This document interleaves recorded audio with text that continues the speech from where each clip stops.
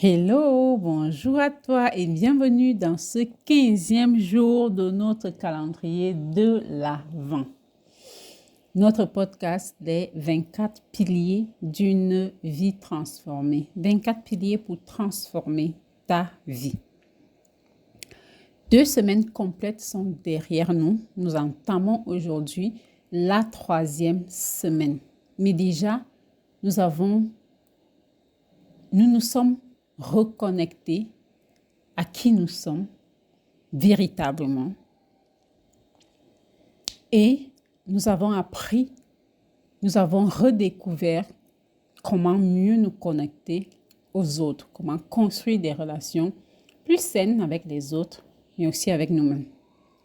Et maintenant, alors que nous entamons la 3e semaine, une semaine cruciale, une semaine centrée sur l'action,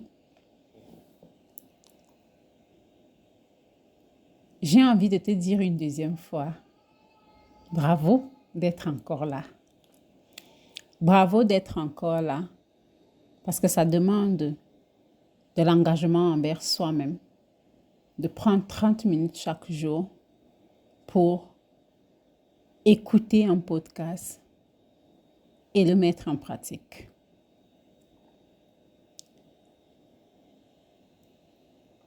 Je suis Marie-Claire Ibalé, coach, auteur, RH.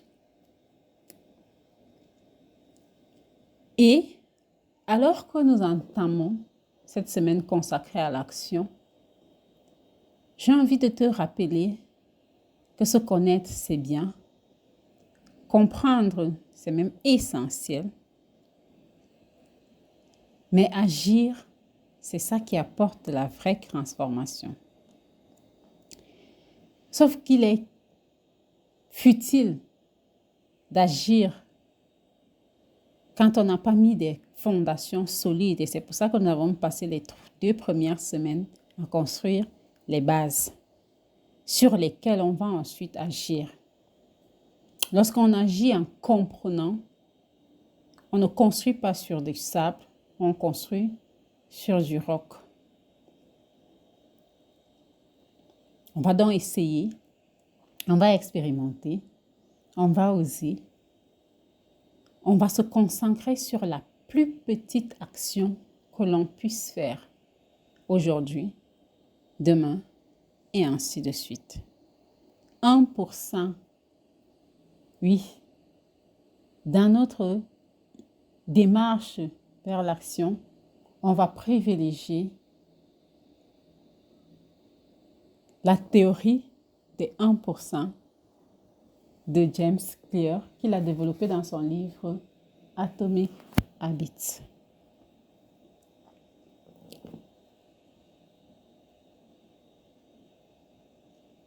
Aujourd'hui, nous parlons donc de l'une des peurs les plus paralysantes de l'être humain, la peur de l'échec, parce que c'est ça qui nous empêche souvent d'agir.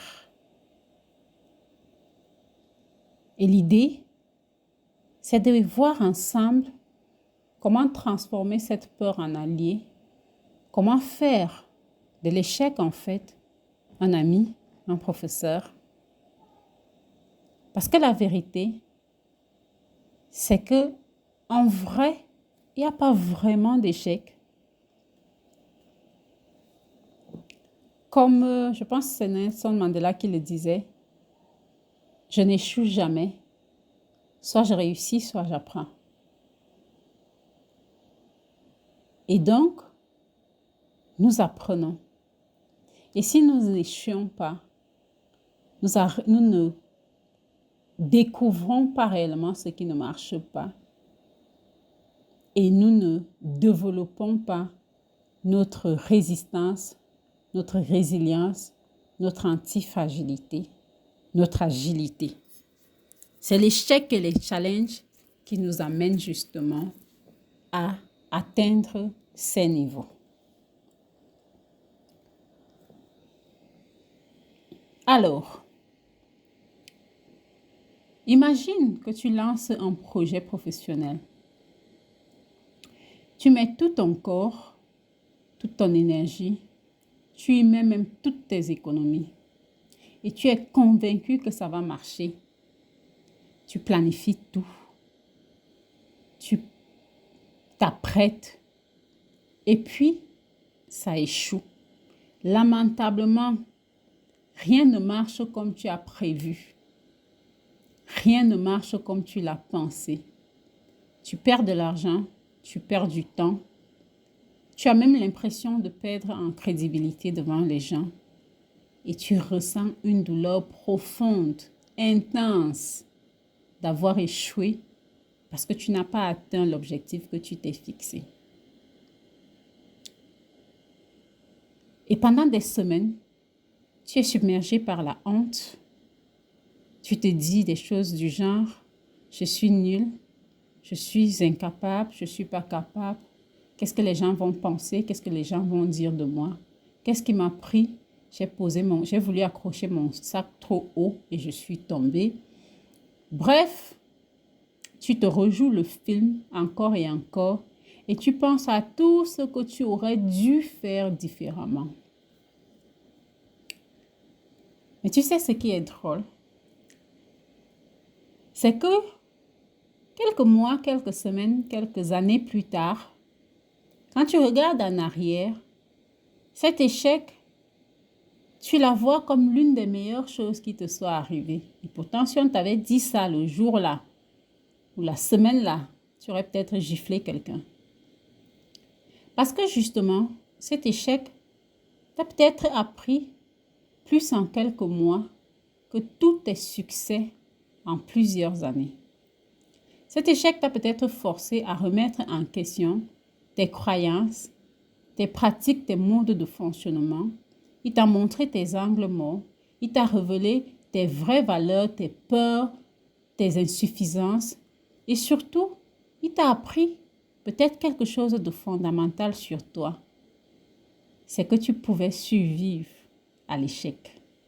Tu n'es pas mort. Et si tu n'es pas mort, ça veut dire que ce n'est pas si important que ça. Ça veut dire que ce n'est pas indispensable, ce n'est pas vital. Le problème avec l'échec, ce n'est pas l'échec lui-même en fait. C'est la signification que nous donnons à l'échec. Aujourd'hui, l'échec est vu comme une tare, une preuve d'incompétence, quelque chose de honteux à cacher. Et surtout, que aujourd'hui, à l'heure où on filme tout, on met tout sur Internet, on partage tout, nos échecs ont tendance à être très publics. On va donc célébrer la réussite. On va mettre les belles photos, les vidéos, les beaux posts sur Internet et on va cacher l'échec. On montre nos victoires sur les réseaux sociaux. On tait nos défaites dans le silence. Et cette perspective crée une peur paralysante, une peur qui nous empêche d'essayer, d'oser, de grandir, d'expérimenter, de tester de nouvelles choses. Aujourd'hui, donc, j'ai envie de te proposer de changer de perspective, d'adopter une perspective qui va te libérer et qui va peut-être libérer ton potentiel. Premièrement, il nous faut donc redéfinir l'échec. Qu'est-ce que c'est vraiment? La définition courante que tu vas trouver, c'est de ne pas atteindre l'objectif qui est fixé. C'est binaire, succès ou échec, tout ou rien, du noir ou du blanc. Nous sommes nombreux à fonctionner dans ce mode de réflexion. On nous a même élevés à fonctionner dans ce mode de réflexion. Tu as 10, de 10 à 20, tu as réussi. En deçà, tu as échoué. Mais cette définition de l'échec est toxique parce qu'elle ne tient pas compte du contexte. Elle ne tient pas compte de l'apprentissage que tu as acquis dans le processus. Elle ne tient pas compte des leçons et de la croissance du fait que tu n'es plus la même personne que tu étais quand tu as commencé. Elle fait de l'échec en fait un verdict final sur ta valeur. j'ai envie de te proposer une autre définition, bien plus libératrice en fait, de l'échec. C'est une information sur ce qui fonctionne et ce qui ne fonctionne pas.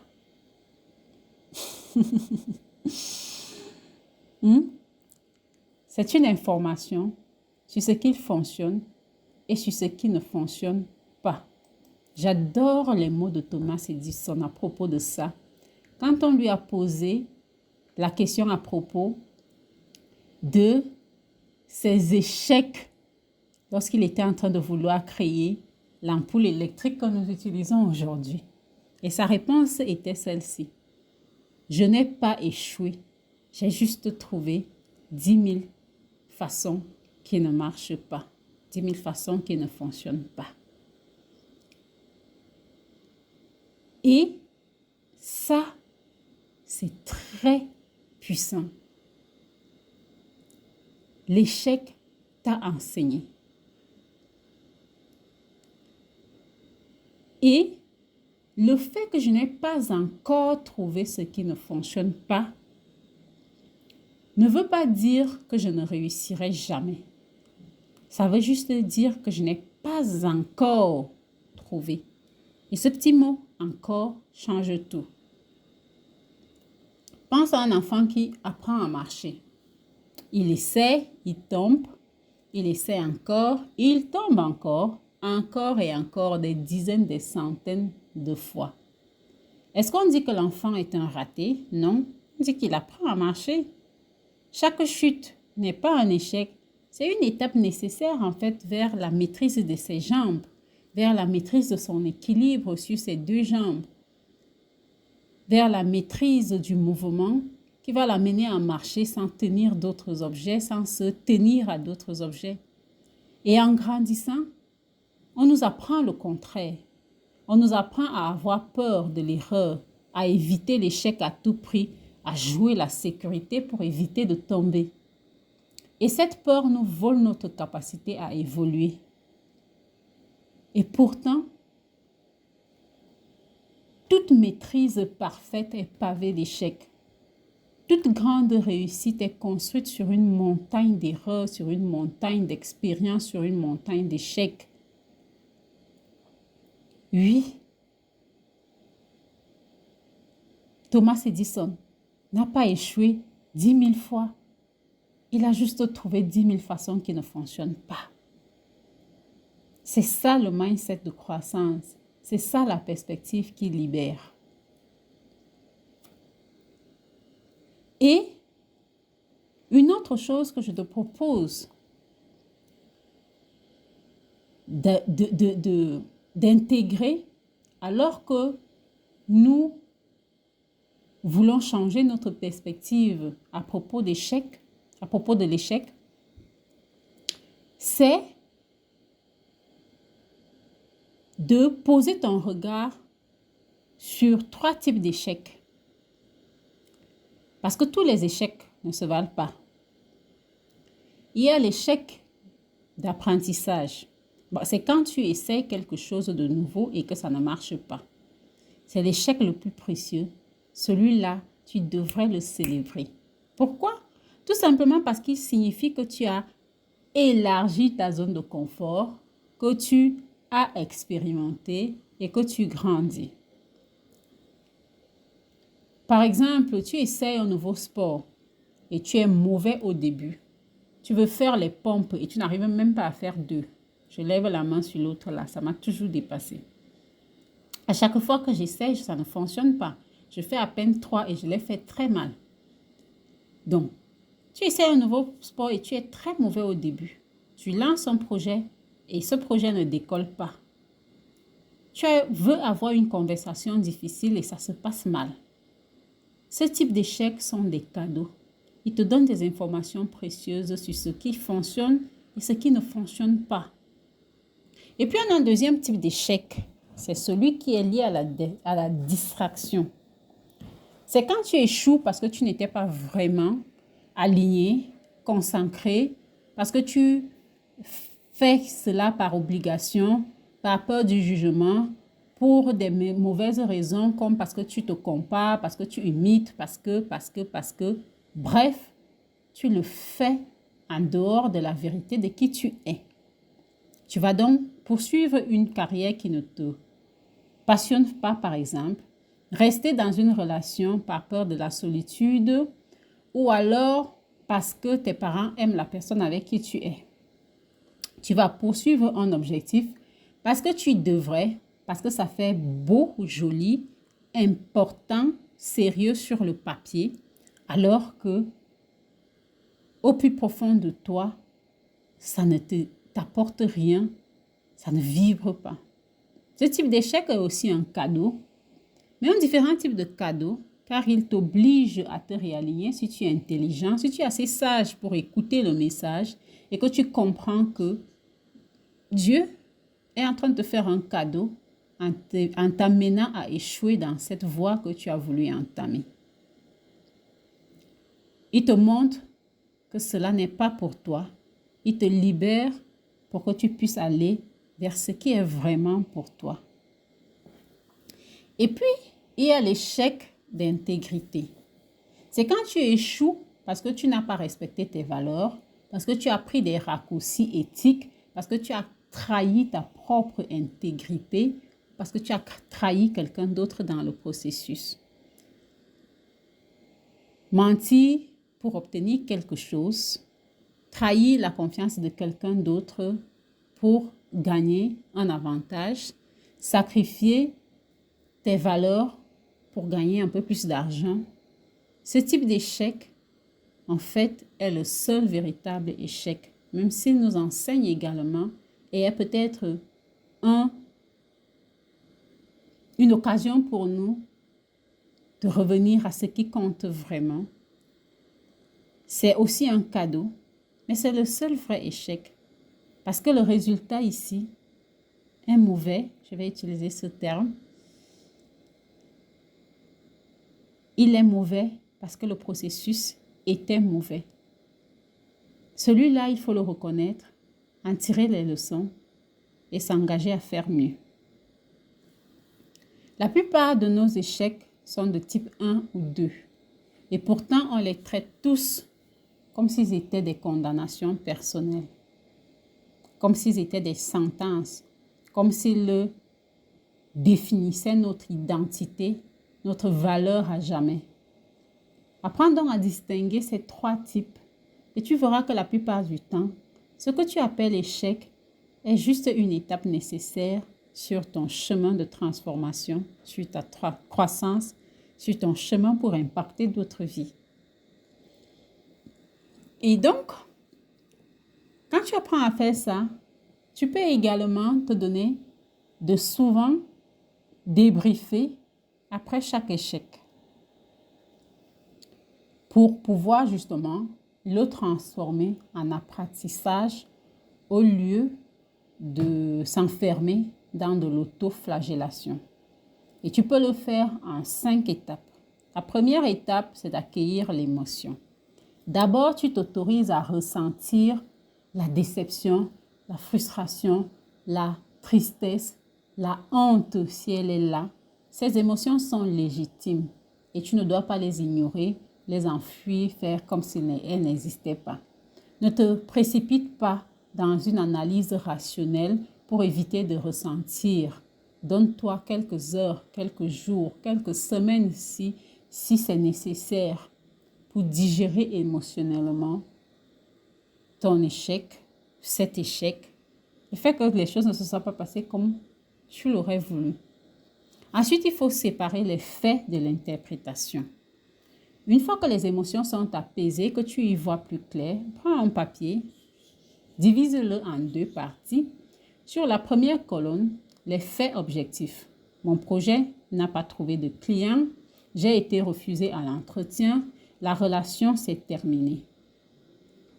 La colonne 2, mon interprétation de ces faits. Je suis nul, je ne suis pas assez bon, je ne réussirai jamais, je n'étais pas assez bien pour cette personne. Toutes ces interprétations-là qui nous viennent souvent dans la tête, écris-les dans la colonne 2. Cette séparation est cruciale parce qu'elle te permet de voir les faits de manière objective et les croyances et les mensonges que tu te dis à toi-même et qui créent la souffrance.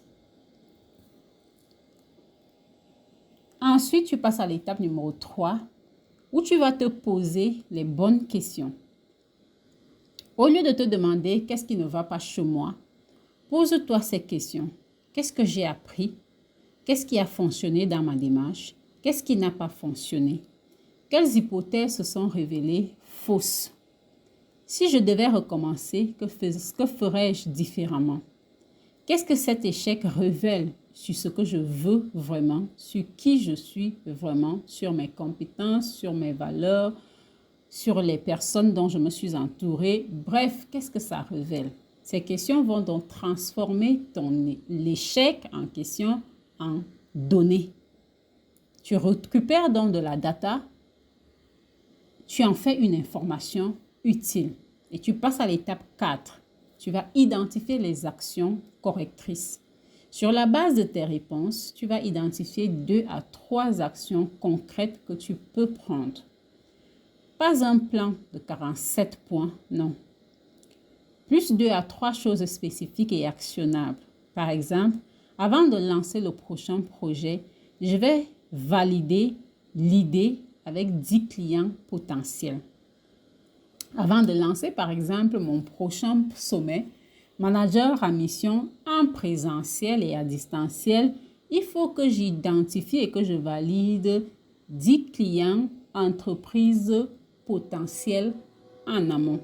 Si ce n'est pas le cas, je ne me lance pas. Ça, c'est un exemple.